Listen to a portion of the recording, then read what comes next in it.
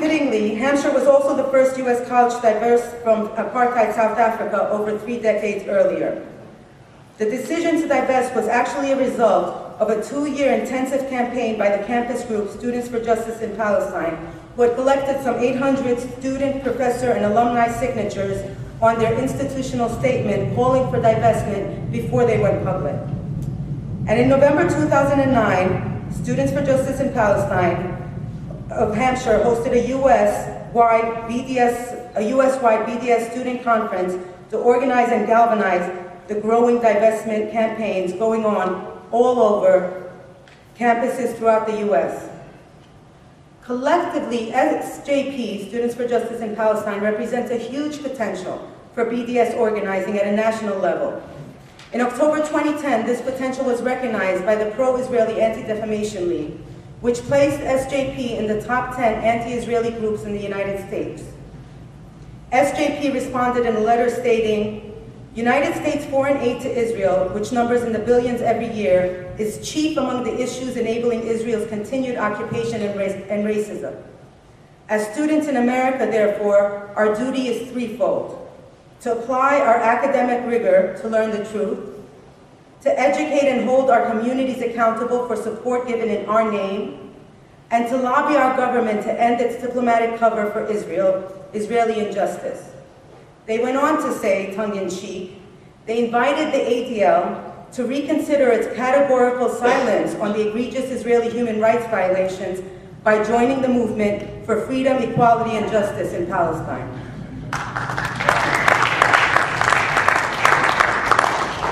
In March of 2010, student governments at 2 University of California campuses introduced measures calling for divestment from companies profiting from Israeli occupation and war crimes committed during its winter 2008-2009 invasion of Gaza.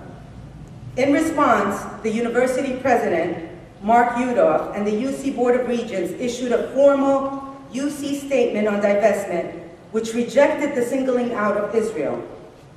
Apparently, singling out nations was not an issue in 2006 when the same Board of Regents took a decision to divest from Sudan. However, to ensure that this argument could not be used, the statement went on to say that in 2005, the Board of Regents took a decision that, quote, a policy of divestment from a foreign government shall be adopted by the university only when the United States government declares that a foreign regime is committing acts of genocide. In an article in the Electronic Intifada, Mohammed Talat, an alum of UC Berkeley and professor at Cairo University, states, had Yorav been UC president in 1986, he would not have voted to divest from companies supporting South Africa's apartheid regime, when the UC Regents memorably did to groundbreaking success.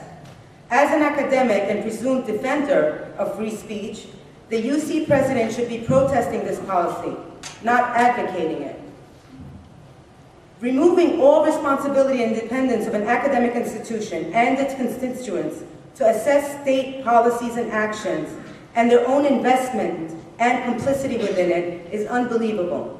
The UC Board of Regents voluntarily gave up its ability to implement its own code of ethics and shut down any future debate of divestment on California university campuses. However, activists in the movement once again showed their creativity and ingenuity by taking the divestment issue out of the campus and onto the streets. In September 2010, the California Israel Divestment Initiative was launched to put a ballot measure to California voters that requires the state pension funds to divest from companies enabling or profiting from Israeli occupation. Although not a university-based effort, it was led in large part by faculty members and students who attempted to collect the 440,000 signatures required for the ballot initiative. And before launching the initiative, they received endorsements from Archbishop Desmond Tutu, a number of public and religious figures, as well as pension fund members. While they failed to collect the required number of signatures as of January 31st, which was the deadline, they have announced plans to carry out a second phase of their campaign. Another major divestment initiative taking place on US campuses is that related to the Jewish Voice for Peace's Tiaa-Cref Campaign.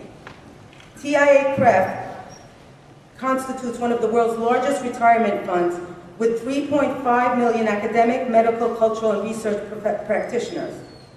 And while it professes to lead the field in ethical investment, it is invested in a number of companies that profit from the occupation, including Caterpillar, Veolia, Northrop Grumman, LB, Motorola, and Motorola.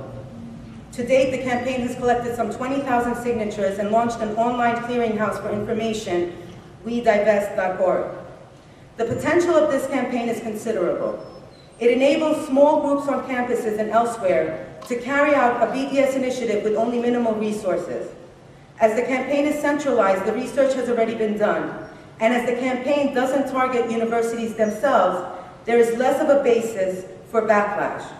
It is a friendly BDS campaign, or as one of the organizers like to say, it's BDS light. If successful, the campaign will create an important precedent for divestment in the United States that will inevitably propel the movement forward. It is inspiring to see how far the BDS campaign has come in a relatively short period of time. I believe the success of this movement lies within the intrinsic attributes it embodies and the ethics of the vision that it promotes. The BDS movement is a global movement responding to a Palestinian call and being led by the Palestinian BDS National Committee. The vision of the movement is most clearly articulated within the Palestinian BDS call of July 2005. It aims to realize the rights of the three segments of the Palestinian society: the refugees, those living under Israeli occupation, and Palestinian citizens of Israel as a minimal requirement for the achievement of a just peace. BDS is a rights-based approach that focuses on the core issue, Israel's violations of international law and human rights. It is principled, non-violent form of resistance which opposes all forms of racism and discrimination, including anti-Semitism. BDS is based on the belief that when our governments fail to act, whether in the United States, Canada, Europe, Israel, the Arab world, or even in Palestine, it is incumbent upon civil society to act. And mobilizing civil society and providing the means by which individuals and organizations can act in accordance with their belief is amazingly empowering. The recent revolts in the Arab world showed the extent to which people who are empowered can create change, regardless of the strength of those opposing that change. And this capacity to empower individuals has drawn activists from various social justice causes, and especially the anti-war movement, because it enabled them to more proactively work towards peace and justice. Further, BDS pushes the discourse on Palestine and Israel. Within the movement, activists understand that there is no need to engage with pro-Israeli Zionists about whether or not Israel is committing or has committed grave violations of international law and human rights. This is a fact. It cannot be disputed. As BDS activists, and as members of civil society, our role becomes to encourage the communities within which we work, study, pray, and live to end their complicity with Israel's grave violations by refusing to interact with the social, cultural, and economic institutions that support Israel. So this has happened to a number of us at one time or another. When we announce our boycott campaign or hand out a boycott flyer, the response is often, yes, we know Israel is doing bad things, but is boycott really the right way to go? Or even better, if we announce a cultural boycott action, we get the response, yes, we know Israel is doing bad things, and it may be necessary to boycott some Israeli products, but is cultural boycott really the right way to go? Israeli violations and the need to carry out actions in order to stop them become a given, and the discussion begins to center on what is the best way to counteract these violations. And this brings us to another important element of the BDS movement. Though we are informed collectively by the vision put out by the Palestinian BDS call, campaigns must be flexible, creative, and context-based. The broadness of the BDS movement can be attributed to the basic understanding that each of us must do the necessary research, assess our climate, resources, and create a campaign that works within our own context. So in education, we carry out scaffolding instruction. We assess a student to see where they are, and then slowly begin to fill the information gaps to help them move forward. Oftentimes in the BDS movement, we have to carry out what I would like to call Scaffolding Consciousness. We have to work with individuals and groups at varying levels of consciousness and clarify the misconceptions and support the development of the logical steps that enable them to go from opposing injustice in general to opposing injustice in Palestine, to realizing the need to end their complicity with that injustice, to finally being able to adopt BDS as a legitimate method of carrying out punitive measures against Israel and its institutions until that injustice ends. Several artists who did not heed the call for cultural boycott have since changed their positions, and organizations who were apprehensive about BDS only 5 years ago have gone on to launch some of the strongest BDS campaigns. And in terms of student activism, while divestment campaigns remain a founding principle within the BDS movement, some student groups may not have the resources necessary or sufficient support from the university community or access to investment portfolios, as in the case of many US universities. These student groups can still play an active role in the BDS movement. Challenging joint projects, for example, will inevitably create a lot of debate on campus and may garner some media attention, as can be seen by the recent challenge issued to the student exchange program between the University of Ottawa and Haifa University. Such a response may lead to future BDS initiatives. Student groups may also decide to target Israeli products that are on campus. For example, last year, Princeton University adopted a Boycott Sabra Hummus campaign. They put forward a student referendum asking the university to provide more than one brand of hummus. The referendum was voted down by the students, heralding perhaps the first case in recent US history where American youth voted against their right to have a choice. It was very un-American of them. And though these campaigns were not necessarily able to meet their primary objectives, they nevertheless created vigorous debate and garnered media attention, including an article in the New York Times, no less.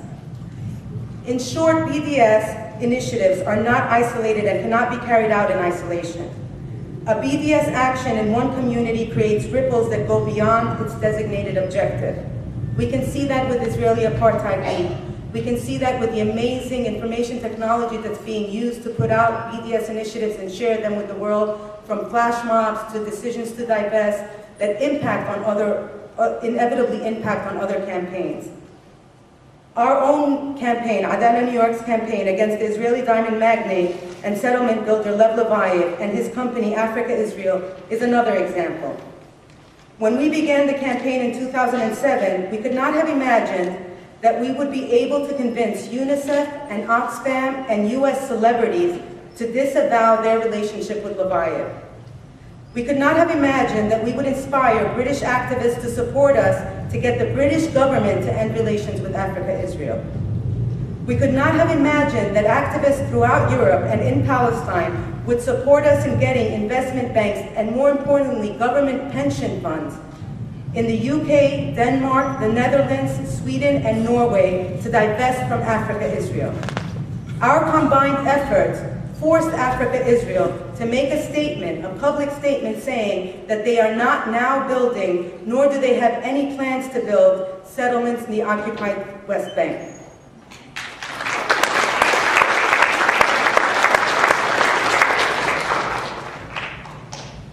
We are currently witnessing a historic moment taking place in the Arab world. And while some of the developments, such as in Tunis and Egypt, have been inspiring, while others, as in Libya and Yemen, are very frightening, we must not become complacent, waiting to see what changes are going to take place. The time now is to continue to educate and mobilize. As the movement grows stronger, attempts to derail, undermine, and attack it will increase. However, a failure to act allows the perpetuation of Israel's extensive violations of Palestinian rights and international law, with a continued impunity that it will embolden Israel to carry out even graver violations than those that we have witnessed thus far. When we started the movement, many said we would not succeed. The belief in the justness of our cause and the inspiration from successes of similar movements before us emboldened us to ignore the naysayers. Today, when we look at Tunis and Egypt, we remember all those who said it would never happen. The Arab world would never rise up against their own dictators. Well, they have, and from them we draw another source of inspiration. It is only when you begin to imagine the impossible that you are able to begin to act to achieve it. You have a role to play in turning the tide. Thank you.